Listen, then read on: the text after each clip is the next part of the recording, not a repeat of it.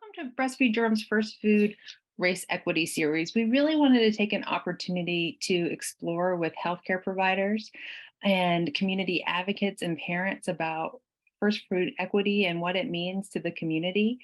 We really appreciate you all taking the opportunity to sign in using our Google form. It really helps for us to maintain the funding that makes this presentation free, as well as we will be able to offer credits at the end of this presentation if you're viewing it live.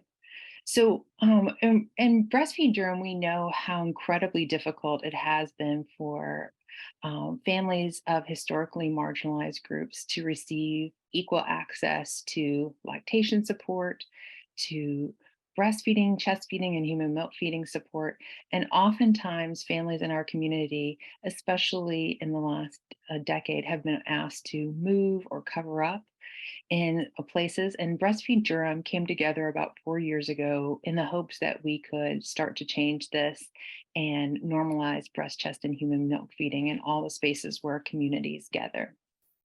And so some work had already been done in this field, and I'm looking at your faces, and most of you know about the 10 steps to breastfeeding success put together by the World Health Organization. And step 10 is about discharge, but it was about normalizing breast, chest, and human milk feeding throughout the community. And we really wanted to explore this. So, about in 2014, the Carolina Global Breastfeeding Institute started developing 10 steps to explore how to normalize breast, chest, and human milk feeding throughout the community. And 10 years after that, 4 years ago, Breastfeed Durham started looking into those steps and began the process of implementing these steps with the support of our mayor's office and our county commissioners. So there's a whole bunch of these designations that have come out of the work of the 10 steps. And so we really want to take this opportunity to encourage each one of you to, and I'm going to put the link to all of this in the chat, wherever you, whatever role you play in the community, to think about applying for these awards because it really does make a huge difference whether we would love to see our healthcare in our community, our major hospital complete the baby friendly initiative. We're still hoping for that. We would love to see our health department and our clinics apply for the Mother Baby Friendly Award or our local breastfeeding friendly physician's office. And we celebrate all of our community partners who have applied for the Breastfeeding Welcome Here designation in Durham. So Breastfeed Durham is all about bringing together the entire community to work together to collaborate to achieve this first food equity vision. And this is one of our core principles that we want to really work with families and babies to transform systems to live more fully healthy lives. And we really look at this as an intersectional approach. And we look at all different races and think about putting together equity spaces. And if you check out our website over the next month, many of our race equity groups will be meeting to have breakout discussions on how to advocate for the specific needs from challenges that Asian Americans, Native Hawaiians, Pacific Islanders, and Southeast Asians are having in our community. Our Black Breastfeeding Coalition will be meeting again. Our LGBTQ plus human milk feeding group meets every month, and our Pro Lactana group is meeting. So we really believe in looking at this intersectional approach to solving problems and bringing together the whole community.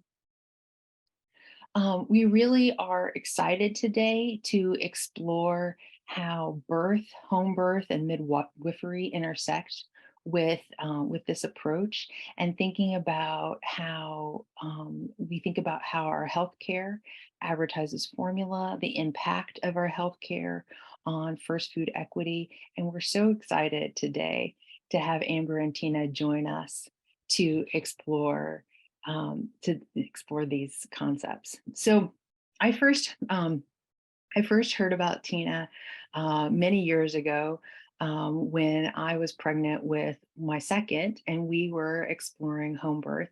She was not yet practicing in this area, but we were so excited when I heard that she moved. She probably doesn't remember, but many years ago, she got a phone call from, at that time, a peer-to-peer lactation support provider. That was me calling to just say, hey, I heard you moved to Durham and I'm so excited. Can we talk? Can you tell me some things? And she was in the car, like we all are, driving and dropping off kiddos. And we only got to talk briefly, but I was so excited to share her story with all the families that I know who are looking for alternative ways of birthing and having babies. And it's really exciting to get to talk with Amber. We at Breastfeed Durham know how incredibly supported, how incredibly important it is to have another person who helps back you up and manages some of the paperwork. And a coordinated team is two is better than one. I've loved over the last few weeks really getting to talk with Amber. We know that our highest priority, we moved around the schedule so that Amber and Tina could go first in our first food equity series, because we know that the changes in our birth community, our birthing centers, has really impacted lactation support. And we're just so excited to hear and learn more about what Amber and Tina have going on. So Okay, yeah. Hi. Hi, everybody. All right, so a quick kind of a light introduction. So my name is Amber Rodriguez. I use she and her pronouns. I've been the office manager slash birth assistant slash do all the things for Sankofa for the last 4 years now. And we've worked closely with other providers in the community as far as doulas, IBCLCs, other midwives, to try to make sure that, one, we're not just, doing all this work on our own because we can't get it all done. But secondly, we know that when there's diversity in the care providers, that that people benefit from those more than if it was just one person or one group trying to do all the work. And then to my right is Tina. What we're going to talk about today is the role of breastfeeding and chest feeding in community health. Like I said, it's me and Amber, representatives from Sankofa Birth and Women's Care, which is now going to be called AYA Birth and Community Wellness. We're in the process of opening a birth center here in Durham. As we all know, we lost our birth center in Chapel Hill. And so we're filling that void in the community. When Love asked, we can get the word out about what we've been doing in the community and what our success has been with breastfeeding, as well as what types of things we felt like led to those successes, as well as building community partnerships in the future as we go forth with the new birth center. So the key elements of this presentation and what we really want to talk about are, we're going to first start off talking about breast and chest feeding success in a home birth practice. So that's what we have done over the past 5 years with Sankofa Birth and Women's Care. Then we'll jump into supporting breastfeeding through a midwifery model of care, and how we feel like the midwifery model of care kind of ties in very closely with breastfeeding and breastfeeding successes, as well as building community partnerships to serve more people moving forward. All right. So from out, we're going to do everything from the lens of the care that we've provided so far and what we know, what we've seen work and what we've seen not work so well. So the first question that we would say is, what is breast or chest feeding success? What does that mean? To us, it means when a parent or caregiver feels supported, heard, and understood, and when a child is nourished and compassionately cared for. So breastfeeding success for one person might mean, oh, I'm breastfeeding the newborn. It's just breast milk everywhere, all over the place here. For other people, that could mean, we use a supplemental nursing system, or we're, feeding from a bottle. Maybe it's donor milk, maybe it's formula, some mixture of the two. Maybe, my friend who is breastfeeding, or my sister or somebody is nursing my baby for me because I had to have surgery or something. to us, all of that means success. None of that's a failure. And it's just all, it's like birth. There's variations of normal. Nothing is set in stone. To us, it really depends on what the individual family goals are. To us, if we help them, whether it's support that Tina and I provide that's hands-on, or connecting them with a community provider, we feel like that leads to success when all of those things are pulled together. And we look at it through a lens of the whole person, the whole family, what their goals are. And I think that also, I mean, Amber mentioned a variety of circumstances. For me, if we can get the mom or the parent to even try to latch the baby on after the birth, just get that initial colostrum. And you guys are all breastfeeding experts here. We know we're talking to the choir. You probably know way more than we know, but just getting that mom or a parent to try to latch the baby on, get that initial colostrum. You know what? You got through the first step. Everything, it's like one step at a time. When within Sankofa, we had a 99% breastfeeding initiation rate. We have delivered over 150 babies. And most of those moms, I'll say probably about 98% have been breastfeeding at some level when we go back to see them at 6 weeks. We have a couple of moms that have had to supplement. We have some moms that have gone to a pediatrician who's convinced them to supplement. But for the most part, most of our moms are still breastfeeding at 100%. At least by 6 weeks. At least by 6 weeks. Some breastfeeding. I don't think we've had any of our clients say, okay, you know what, we're not breastfeeding at all when we see them at the 6-week visit.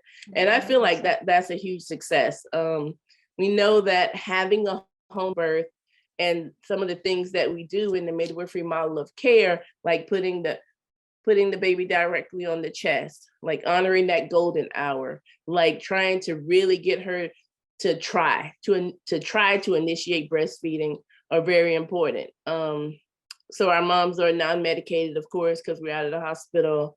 And we know that medication can cause some delays, in being.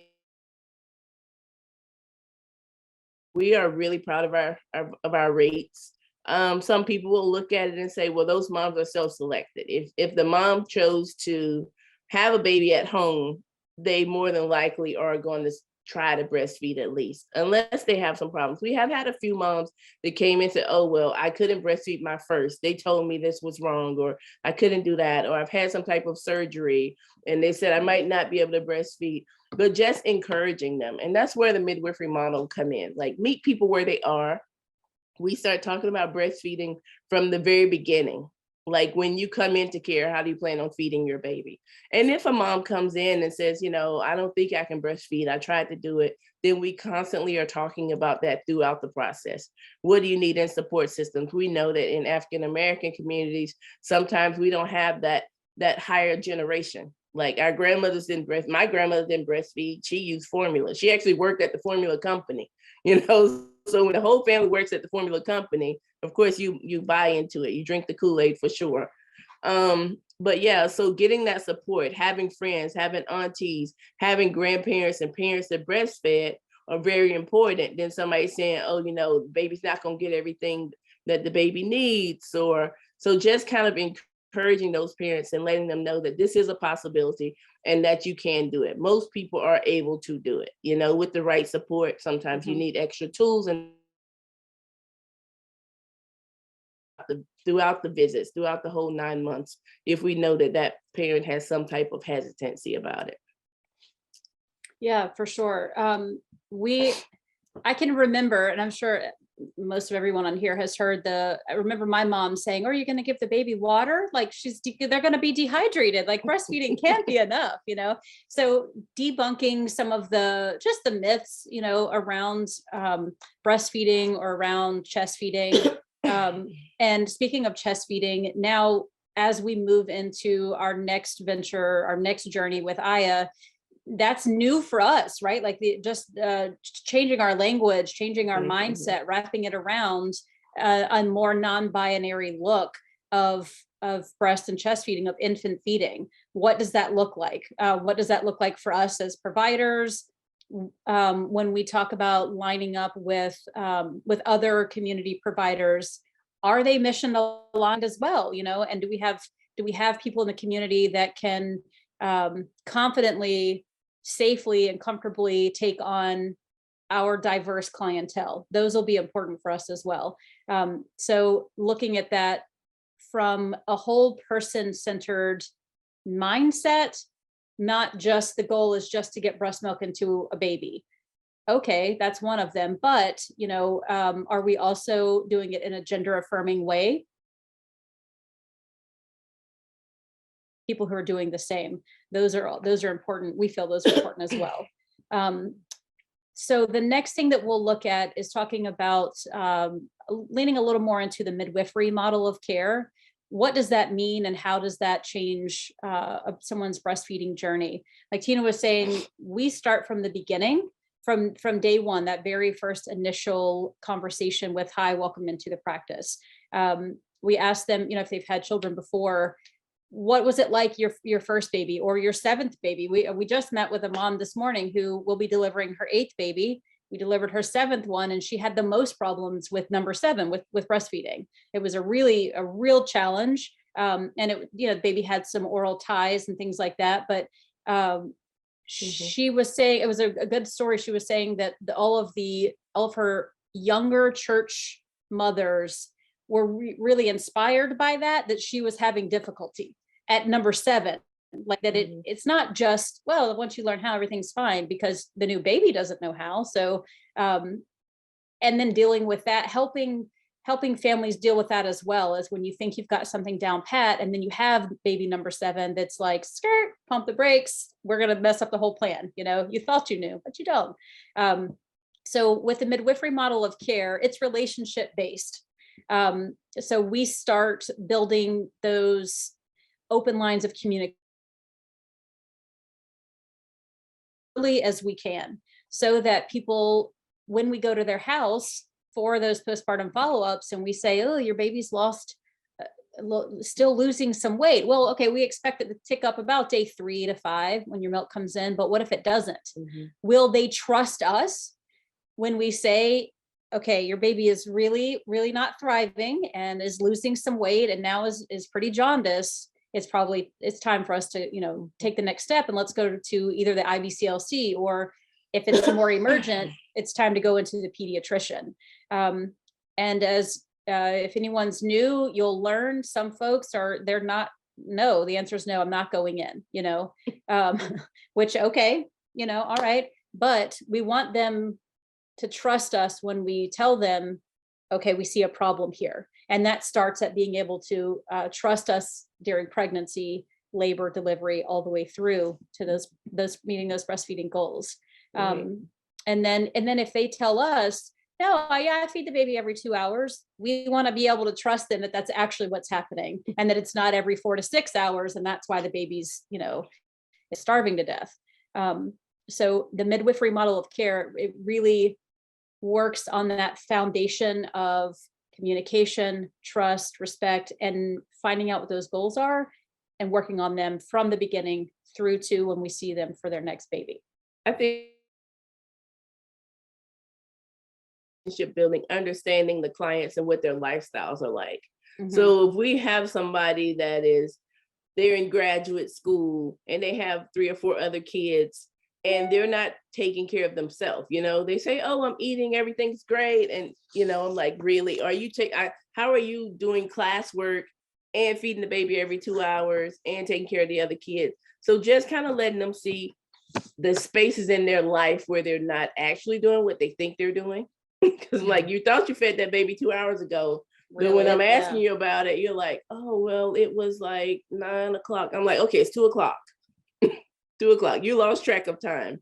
So just kind of like understanding what their lifestyles are like. And we've had some moms that said, oh, I plan on breastfeeding, but they don't take the time to breastfeed. There's no way you're going to get your milk supply up when you're doing all these other things, when you jump right back into life, you know? So sometimes sometimes I have to be the hard nose on that and be like, listen, be real with yourself, because this baby needs food, whether you can give it to the baby or not, right? So that's important. And also, I think just being there. So one of the things that we did with Sankofa that was a real success was we hired a lactation consultant. She was a nurse. She went out, she did our postpartum visits, she did the lactation built into the postpartum visits, and our clients loved her, you know. Mhm. Could maintain it from a financial point of view, then we would continue that. I think that is something that we will definitely look into going forward. Jumping a little ahead, but at IA, we don't necessarily plan on having our own IBCLCs, but we definitely want to build those partnerships in the community so that people know where they can go. I think that cost has been a factor for a lot of people in the community. IBCLCs are not cheap, and not that they should be. You know, we should get paid for the services that we offer, but saying, hey, you know, go do this extra $100 visit or whatever is sometimes not within the realm of what someone can afford. So being able to connect with organizations that may be nonprofits, that may have some fundings, that may be part of the program that they have at UNC or the program at A&T, you know, to be able to get the parents the help they need. And if those things are still not options, try and really motivate people to utilize the local La Leche League meetings and chapters and leaders and those types of things. So yeah, I think from there we start talking about building community partnerships for sure. Like what are our intentions as we move forward? As I mentioned, we're going to be starting a birth center. Our goal with that birth center is to have a doula for every client, whether they're delivering at the birth center or if we're just providing prenatal and postpartum care and they're delivering at the local. Because we know that all doulas are not created equally. And so they're not all going to be able to give the same type of lactation education and special support that breastfeeding parents need. So developing those community partnerships, finding out who are the IBCLCs in our area, who are the CLCs, who's on track, who's done the peer, what do they call them, peer counselor programs and those types of things. And maybe that's something that we can team up with. Maybe that's something that we can help provide funding for, you know, just to make sure that we are reaching everybody that needs our help in the community. Yeah, for sure. Yeah, we are with IA, we're kind of coming out of the research and development phase, and kind of starting the implementation phase of things, the developmental phase of things. So we'll be looking for feedback, for information, for names, resources. We want to have a really comprehensive resource list. I like that old saying, every pot has a lid, right? And just because I had a well-meaning, can-do person does not mean that I'm going to be the right lid for every pot. So realistically, we want to make sure that we have a list of resources that people can ideally reach out to in advance, especially if they know for sure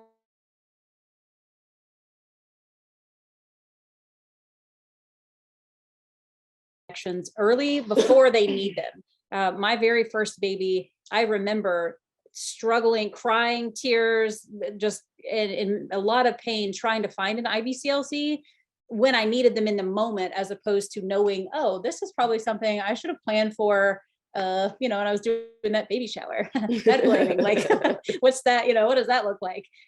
So being able to link folks up ahead of time, we feel like is going to be a really good, way to mitigate some problems that sometimes just some phone calls, just check-ins, things like that can really help with. So, with, I'll back up a little bit. One of the main things that we did with Sankofa is we provided in-home visits at 1 day, 3 to 4 days, and 7 days. So getting to see those clients in person 3 times within the first 7 days of having a baby is so crucial to success, right? So if you deliver in a hospital, you may have an IBCLC that comes to see you like before you go home within that first 24 hours. But a lot of people are not going to connect with that person again, right? So and then you don't go back until 6 weeks, at least for yourself. You might go back for your baby. So I think that going out in one day, how's breastfeeding going? You're having problems with latch. Those are simple things. Those are things that we can help you with, positioning and latch. Shoulders on your chest. And you're like, and now what? And the baby's not latching well, and it's crying, it's crying, it's crying. Okay, let's offer some simple suggestions. Or you may find out that she's been pumping because her friend was like, oh, you should start pumping right away. So just talking about those simple things about supply and demand, how pumping is going to probably create more milk than the baby actually needs, and how really you need to spend those first couple of weeks building supply, as opposed to like trying to pump for when you go back to work, bonding with your baby and not worrying about, oh, I only got half an ounce of milk. It's like, yeah, you're like 3 days out. Half an ounce of milk That's is great. is great. The baby could never take that. And just doing some basic education. We have these little marbles, like little wooden balls, like this is the size of your baby's stomach at 1 day, and at 3 days, and at 1 week. And just letting them see it grow goes so far. Hands-on materials make a huge For difference. sure. Yeah. It goes so far into letting them know that your baby is getting what the baby needs, and basic things like, oh, wet diapers, how many wet diapers, how many poopy diapers, those kinds of things. We don't get into that because we know that you guys are the experts. but those are basic things that they get from us that they wouldn't get if they delivered in a hospital and then went home until they saw their pediatrician. And pediatricians, as well-meaning as they are, sometimes are not the best sources of information when it comes to breastfeeding. So just kind of sometimes counteracting the misinformation that they are receiving from other places is important. Misinformation, and the other thing that we can see a lot of is disregarding information that says like, shows I don't really care that much about you, not really. So I'll give you the very basic info, this just what I legally have to give you, and then you'll do formula or you'll do whatever we can be just dismissive. Not we people. Yeah, people no, can't be dismissive. Well, yeah, no, I don't want to say the P word, right? So I feel like everybody knows what I'm trying to say. So the counteracting that as well is a big thing, especially for AYA, birth and community wellness.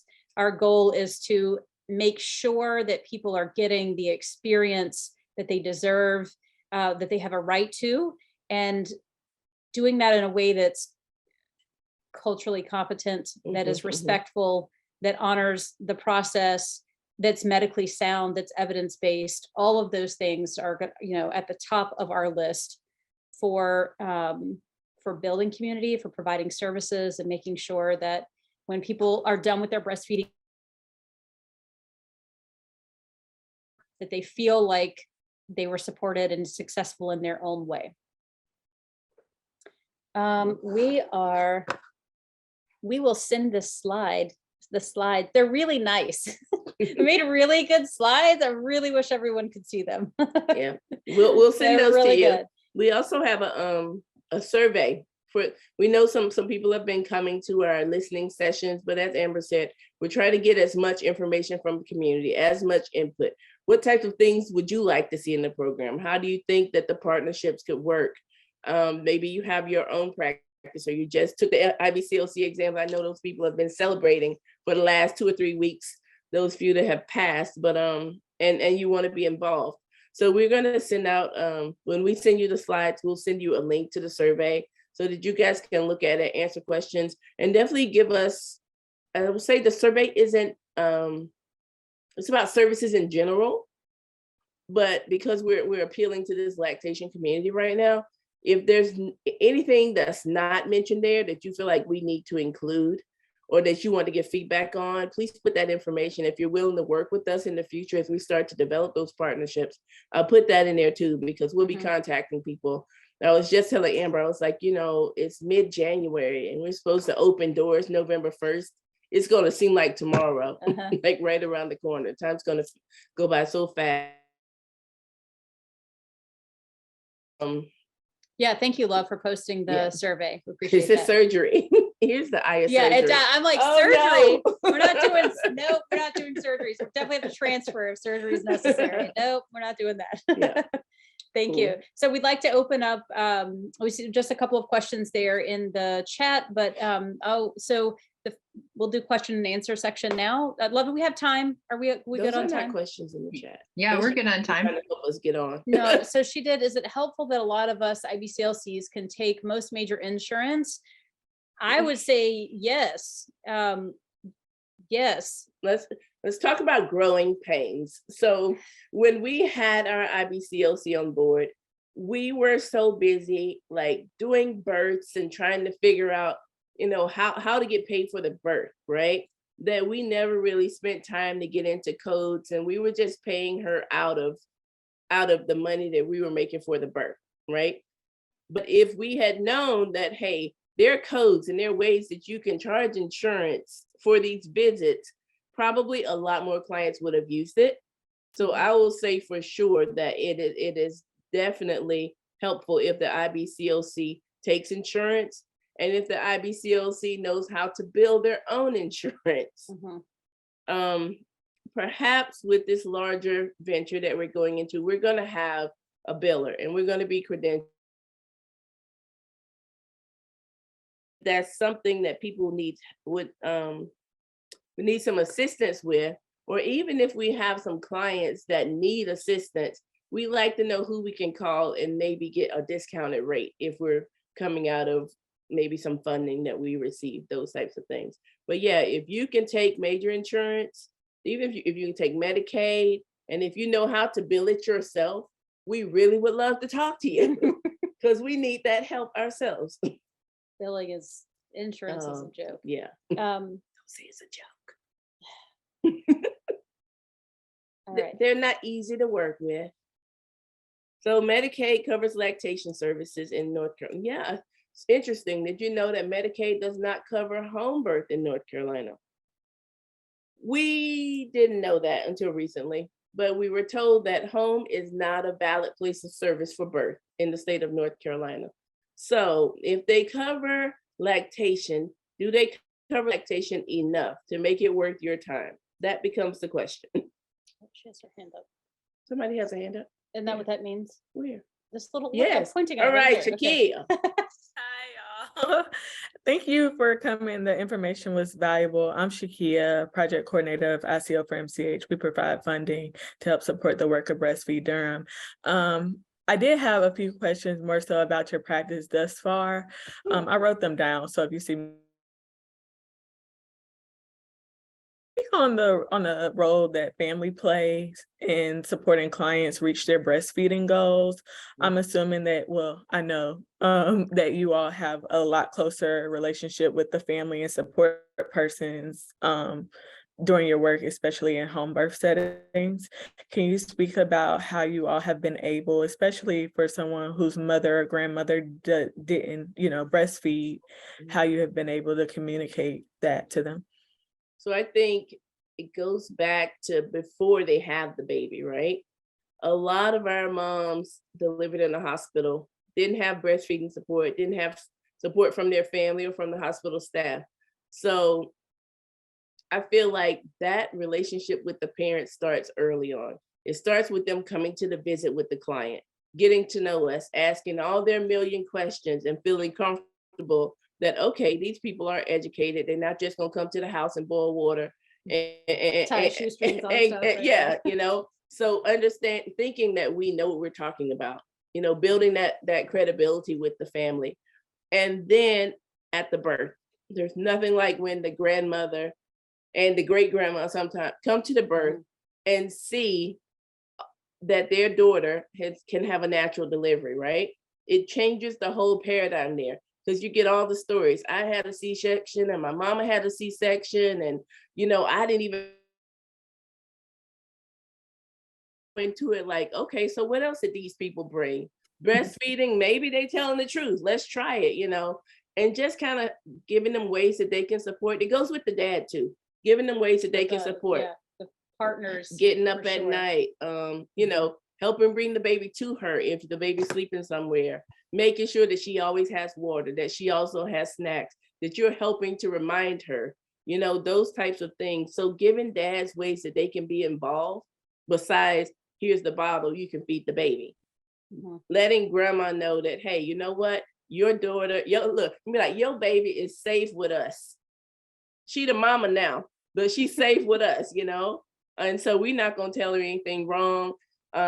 Letting them come to the visits, look at how much the baby is growing, you know, letting them watch us weigh the baby. All of these tangible things really imprints into the minds of the family that, okay, the baby is safe, the baby is healthy, the baby is growing. And this team really is like family to us, as opposed to just a medical provider that helped get the baby out. Sounds good. And then I just had one more question. Could you all like say like a rough average of how long your moms typically have the goal for breastfeeding? Is it typically a month, 6 months, a year? So they are definitely, like I said, still breastfeeding at six weeks. We don't really follow them past the 6-week point, except for sometimes they stop back in, they come to see us, they come back for that next baby, and we see that they're still breastfeeding. I will say because we are a niche, you know, home birthers are a niche. Most of them are breastfeeding well beyond a year.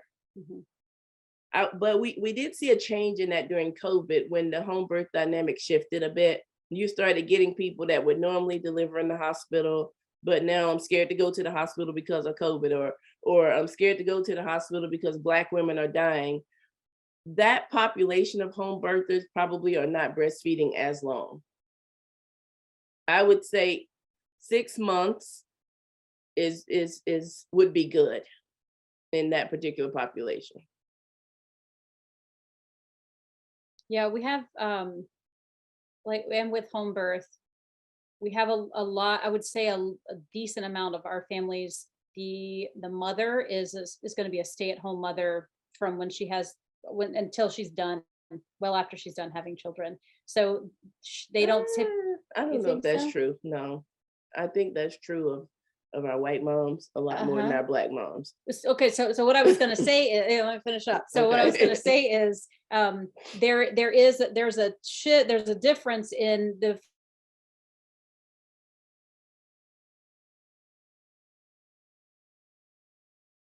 you see those rates go down for various reasons. So we know breastfeeding it's not free and it's not easy. It's free. It's sort of free, but in time it's not free. And you know, time is money, right? Like if you have to be at work making money, you don't have the time at home. So it's true. Plus you got to eat and pump parts and all the stuff. Like, does that answer your questions? Anyone else have questions? Oh, we lost her, but there are other people here. I could think Kia went on mute, but any more questions? Hey, Martha. I have a question if I can. I'm Martha Carlo. I'm a family doc at UNC and have a long history with the Birth Center in Chapel Hill. And I'm excited about Aya. Just thinking about your frame of reference of the community and understanding a little bit what you just touched on the last question, the sort of informal impact of family and community support towards success, if we're going to call it success of breastfeeding. I think a lot of what is important happens outside of a medical visit, a pediatric visit, a midwife visit, even IBCLC, as much as respect as I have. And when I've done like refugee work overseas, there's often like a nursing tent, right? A place for women to gather out nursing practices. I wonder if you have a vision for anything outside of like an exam space or an IBCLC visit that could pull on your community, because honestly, I think those things make the biggest amount of difference. Yeah, we've in our listening sessions too, we've gotten that feedback that new parenting can be so isolating, like regardless of if you're breastfeeding or not, you know, but especially if you're breastfeeding. So that's in our, how can we facilitate that? How can we make that work? Right now, we're still searching for the creme de la creme of buildings to try to find one that we can put the Aya logo on. So in that space would be a meeting space, a place where people can come to like what you're saying, kind of, the breastfeeding tent or the red tent idea, where people can come together, share their experiences, help one another, cry, whatever, be tired, get coffee together. Yeah, we would definitely like I think that, because I feel like that in the medicalization a bit of how we do breastfeeding medicine, at least in America right now, I think that a lot of those informal ways of supporting have been lost. And the Leche League does some of it, but I could so see your vision as being concurrent with that. Thanks. Yeah, and I think, thank you for the question. Yeah, now that you say that too,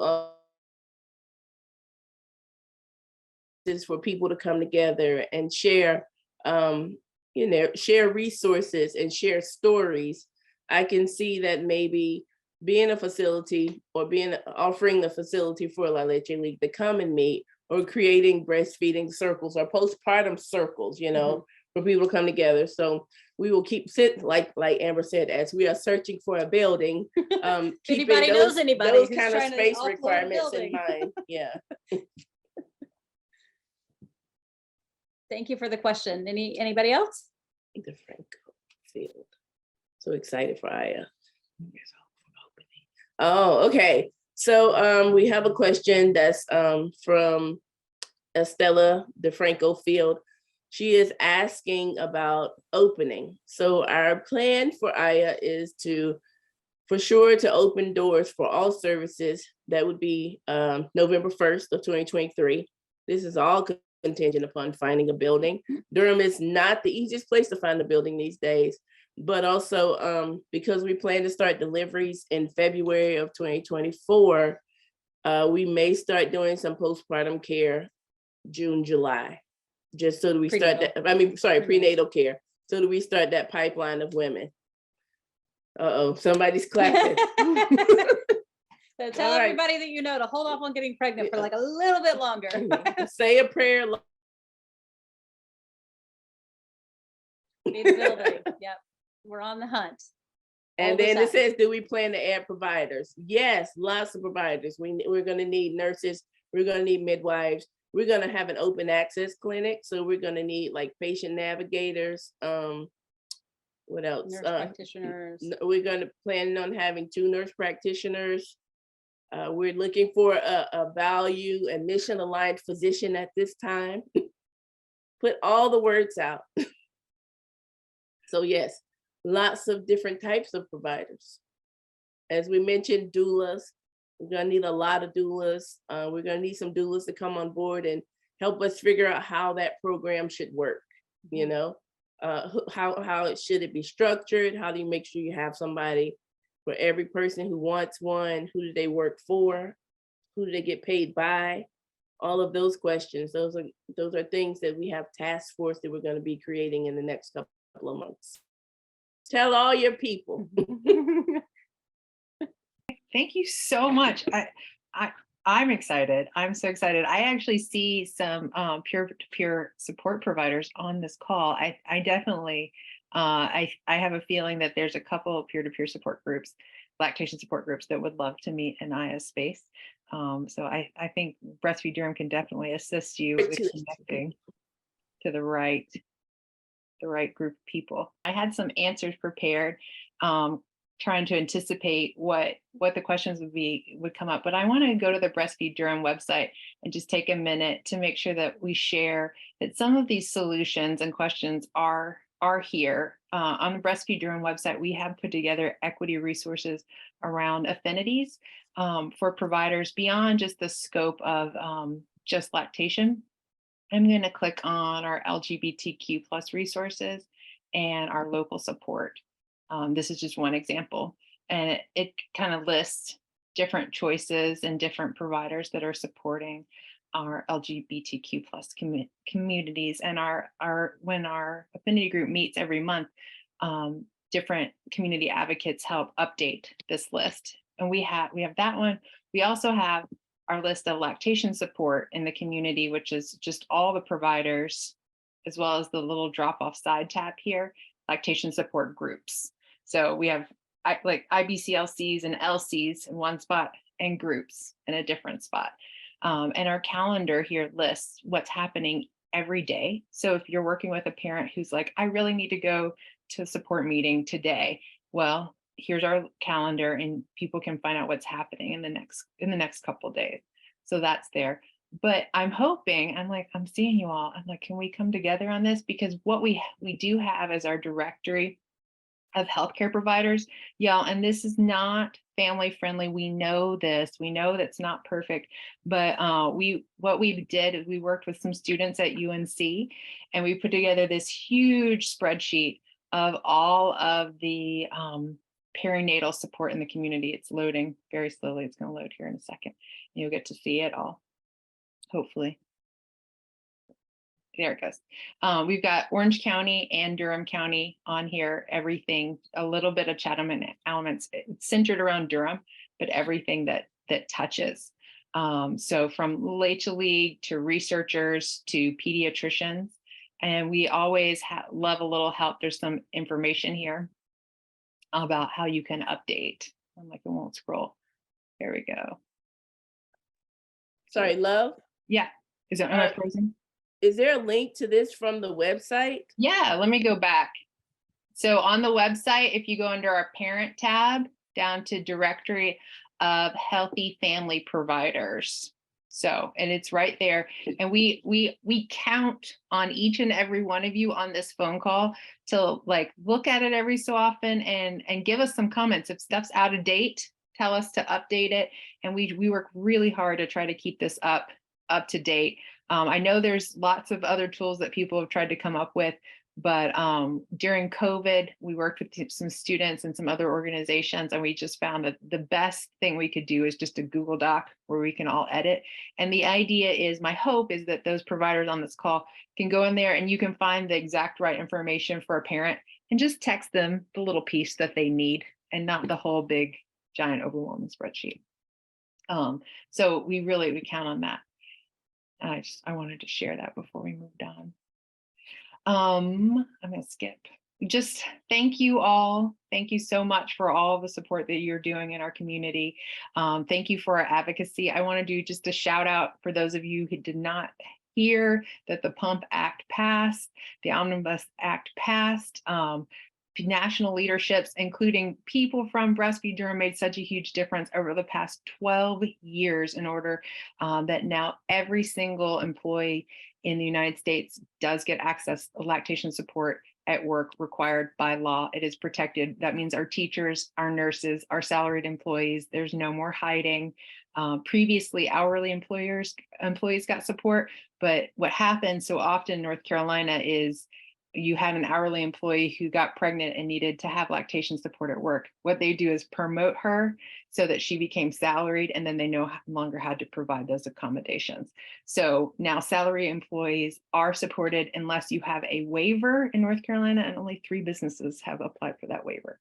So yes, tell everybody, lactation support at work, it is here, it's new, it just happened. And we're so excited, and we thank every single one of you who called your legislator, who helped us write letters. We made it happen by working together. And I just wanted to add up that if you have any questions, you can email durham@breastfeedingcommunities.org, Amber at iowellness.org. Tina, is it Tina at iowellness too, or should we just email Amber? Yes, it's Tina at iowellness.org. Okay, and then just check out Aya. Their website is amazing, and there are no words of how excited we are at Breastfeed Durham that this is coming. Birth and wellness centers are just the keystone of meeting everybody's needs. The hospital doesn't work for everybody, and we need alternatives. And we are so grateful that you are doing this work. And if there's anything we can do to support you, please reach out and let us know. And hopefully we can elevate the words and share, and we can all work together. So thank you all so much for coming and joining us today. And thank you, Amber and Tina, for joining us. And we do have, I'm going to put this in the chat, or maybe I can't. We do have a survey of a thing to fill out so that you all could get your credits if you would like them. I'll put it into the chat. I would like to thank the Carolina Global Breastfeeding Institute for providing those credits at no cost to Breastfeed Durham. We truly appreciate their support. So thank you all for helping us work together to make it happen. So, and this is the official end of our meeting. We got 3 minutes.